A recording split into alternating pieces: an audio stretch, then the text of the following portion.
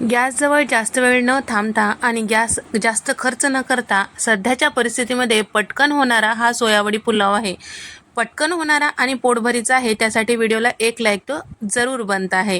तर त्यासाठी इथे मी 1.5 कप इतकं सोयावडी घेतलेला आहे. गरम पाण्यामध्ये 10 मिनिटं भिजत ठेवायचं आहे. 2 कप कोलम तांदूळ स्वच्छ 2 ते 3 पाण्याने धुवून घ्यायचे.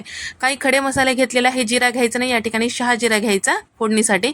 आता कुकरमध्ये इथे मी साधारण 1-5 चमचे तेल घेतलेले खडे मसाले टाकून घेतलेला आहे. एखाद दुसरा खडा मसाला नसेल तर काही हरकत नाही. आणि आलं लसूण ठेचून घेतलेलं टाकलेलं आहे. कढीपत्त्याची पानं आणि कांदा टाकून घेतलेला आहे. कांदा हलकंसं परतलं की यामध्ये टोमॅटो टाकून घ्यायचा आहे. आणि इथे मी भाज्यांमध्ये गाजराच्या फोडी आणि फ्रोझन मटर सोबतच बटाट्याच्या फोडी आणि हिरवी मिरची आणि त्याचबरोबर फ्लावरचे तुरे बीन्स घेतलेला आहे.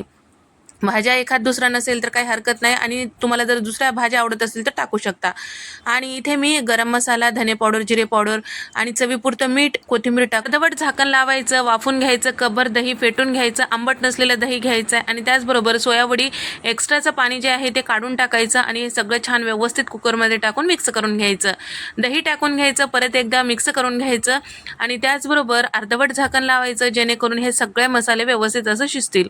सोबतच स्वच्छ धुवून घेतलेले तांदूळ टाकायचं. जेवढं तांदूळ घेतलं त्याच्या 1.5 पट पाणी टाकायचं. 2 कप तांदूळ होतं तर इथे मी साधारण 3 कप इतकं पाणी टाकून घेतलेलं आहे. पाणी गरम टाकलं तर आणखीन उत्तम पटकन होते.